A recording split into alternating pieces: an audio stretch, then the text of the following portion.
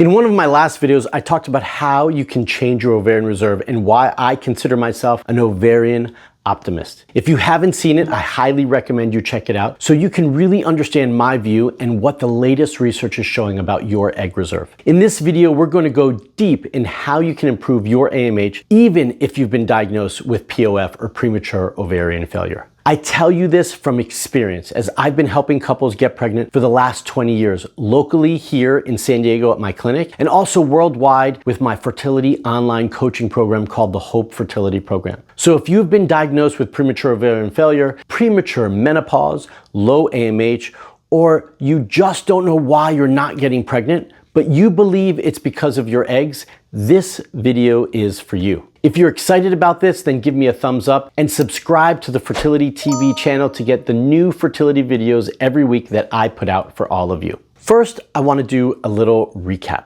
That's right. I want to talk about the last video on this topic because there was a video in between about answering your questions about your fertility issues. But my recap here is just to put you back in the frame of mind of what we discussed then so that I can elaborate a little bit more. So I talk about 5 myths in my last video. Myth number 1 is you're born with all of your eggs. And number 2 is your ovarian reserve can never improve.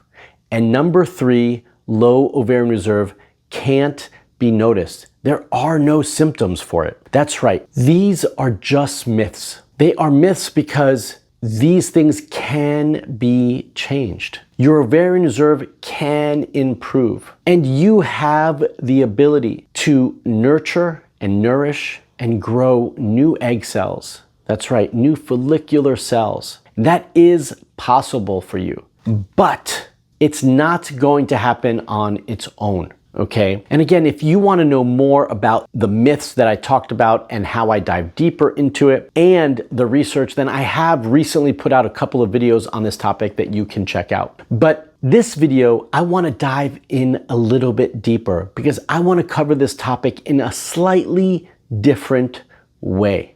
That's right. Slightly different way. And it starts with right here. That's right.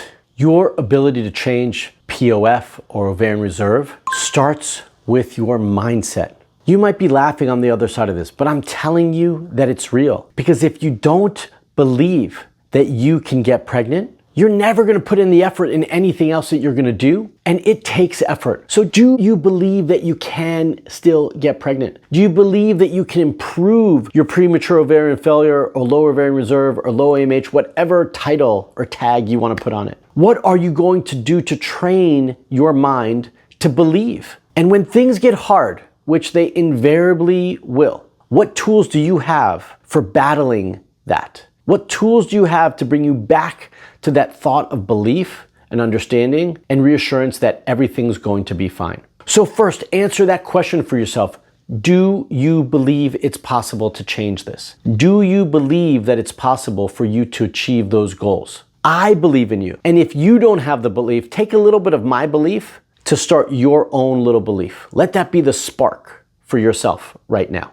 Okay? And then we can't just believe. We actually have to nurture that mindset. We need to nurture the way we think, because if we believe negative thoughts, we're going to think negative thoughts and nothing is possible. But if we nurture those positive thoughts, then we can start to really believe that it's possible, and then our body starts to respond because we start to take more action. So what are you going to do to train your mind to believe in that? Is it meditation? Is it affirmations? Is it therapy? What is it that you're going to do? Is it watching these videos?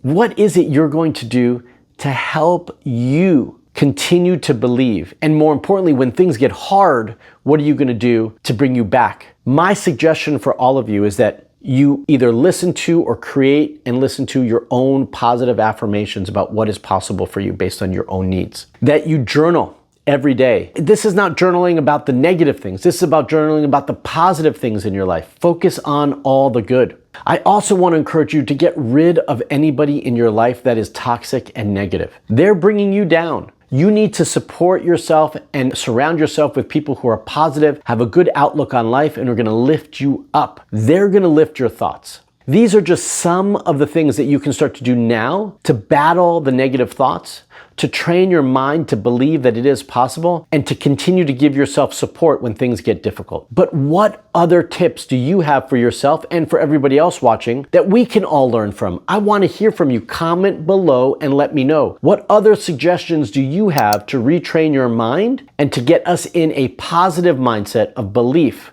and hope that we can achieve these things? Step number 2, you have to look at your body, health, and lifestyle objectively so that you can determine what areas need more support, and then you need to support them. This is all part of the foundational building blocks and work that you're going to do, just like building a house. You don't start by building a house at the top, right, with the roof. You start at the foundation, and then you build the walls and the interior walls, and then you build on top of it and you put things in. This is the same thing. We need to look at our body objectively and our health objectively and our lifestyle objectively. You all know, and I believe that you all know, the areas that need more support. Is it sleep? Is it diet?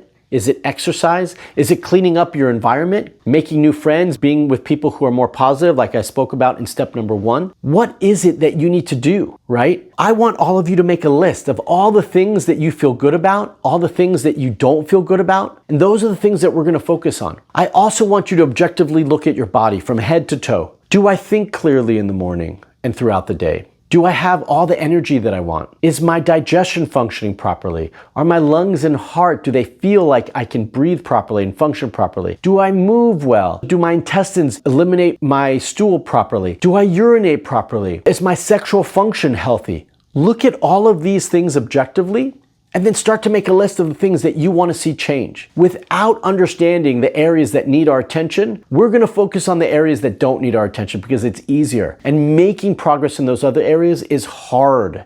It takes effort and time. So I want you all to objectively look at your health and create that list of things and areas that need more attention. And then all of this also still needs usually some support. You're taking the initial steps, but all of us are typically going to need a little bit more guidance and support to lift us up, see the forest through the trees, right? Focus on the key areas that need attention first and foremost, and then get you there by giving you a good, proper plan. So you still may need support here. And just last week, I was speaking to a member of my Hope coaching program who said, I joined because I was tired of trying to figure this all out on my own, and I needed someone to help me do it because I clearly wasn't getting the results that I needed. She realized that if she continued to do the same thing over and over again, that she was just going to get the same results, which was not getting pregnant and not seeing change in her health and her fertility and hormones. So you need to take action and make change to yield results. And the first step of that is recognizing the areas that actually need your support and need your attention to make that change. And step number 3, get tested. I talk about this all the time. It's actually can be an extension of step number 2. But if we don't get the proper testing, if we don't understand what our body is telling us that it's not telling us, right? Like with our labs and our hormones, then we're not going to know what else to put our attention towards. But it all starts with step number 2 before we get to step number 3. And all of this often still needs some additional support and help. And so that's where the Hope Fertility Program comes in. If you want more help and support, then I want to encourage you to use the link in the description below to speak to one of my team members so that we can find out if you are a good fit for our program and if we can help you on your fertility journey. But the next piece of this is rinse, repeat, and restore your fertility. That's right. So we do this process, we rinse it up, and we start back at step 1 because we always have to continue to go forward. We repeat by going through step 2 and step 3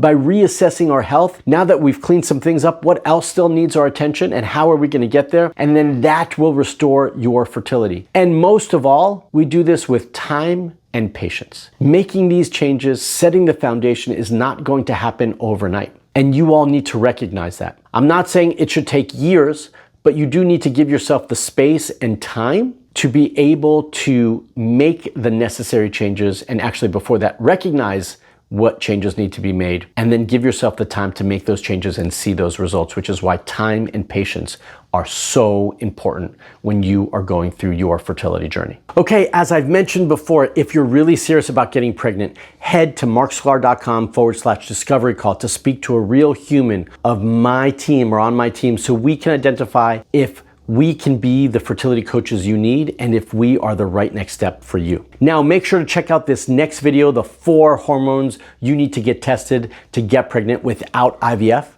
before you waste time or your money.